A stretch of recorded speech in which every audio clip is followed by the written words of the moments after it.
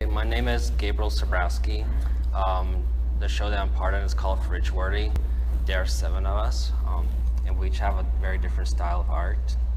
I'm a cartoonist and comic artist, so my stuff is more on the narrative side. Since all the stuff I present in this work are original works of mine that I'm conceptualizing and hoping that one day they could become a comic or in some form or way in a narrative through illustrations or storyboards. I would like to be a comic artist. At the moment, I am working on some web comics on my own, and inside, I also plan to work in the animation field as a storyboard artist or character designer. So I'm planning to expand from those two fields. I have 8 in total, but there's 11 individual pieces. A couple of them are 2 pieces in one. Like the comic I have, it's meant to be the beginning and the end of the comic. And there's some that it's the same theme, but I just did two versions of it. Yeah, because generally when in animation studios, when they do storyboards, they usually take the drawings on the wall or hang them up. And when they don't like a piece, they just pull it out and redraw it. So with that idea, I decided to hang up my pieces to kind of get that idea. And since I'm more on the cartooning side, we don't usually frame our stuff. We just print them out or see them through a book or digital media. So I decided to go with that approach with hanging it. Feel that's more my style and that it goes on with what I'm planning to do in the future. My only main problem was trying to find a way to frame it without actually framing it. I had to cut all the map boards on my own, and that took a long time and a lot of measuring mathematical things. But for the most part, it went pretty smooth. It was just figuring out what I want to present in the show without going too deep into what I'm just giving a glimpse of what I'm working on, rather than trying to make it way too presentable. That loses the idea that I'm trying to give out. Right. Yeah, the idea of Fridgeworthy came that as kids, when we did drawings in elementary school, we would put them up our parents would put them up in the refrigerator, and we'd be all proud of it, and that would be like our little gallery.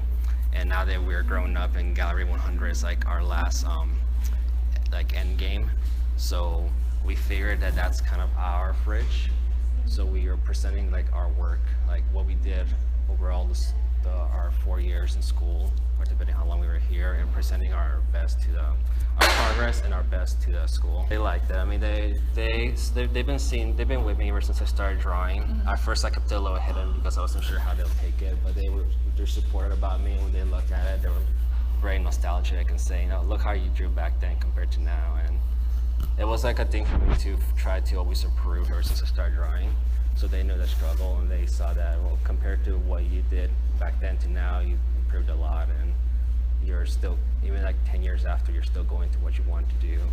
Right. And they overall, not just me, but they like everybody else's work, and they got a glimpse of what we do in the school and what artists and styles are, and they enjoyed it. It's because like when you tell parents that I'm going to be an artist, things flip out. It's not a really stable career, but I really enjoyed it. Ever since I was a kid, I was into like cartoons, video games, and I always wanted to be in that field in some form of way. And when they discovered that I was drawing and that I was liking it, they even told me, "Why don't you pursue something in art?" And they were supportive of me about it. I know there were moments when they were like, they're just parents, are trying to be concerned, but I'm really happy that they were with me this whole time, and they want the best out of me, and they even how they talk to other people about me, that I'm an artist, and it makes me proud, especially my dad, that he talks to a lot of people in his work, and he lets them know that, hey, my son is an artist, he's planning to be in this field. I would say to keep drawing as much as you can, because the only way you can improve is to spend time drawing it, and that just keep, don't ever give up with your pursuing as an artist. You're going to have a lot of days when you feel down and you feel that nobody cares about your work. That's just a phase. You'll get over it, and you just have to keep drawing and keep pushing yourself, and eventually it'll pay off, and it does pay off well. And when you do get to that point, it feels like you accomplished a lot.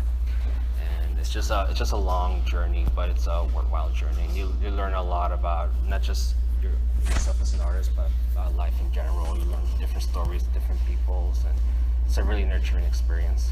I have a Tumblr and an Instagram blog. I'm really active in both of them. Pakshitsu. And mom in California one time in a marketplace met Steven Spielberg.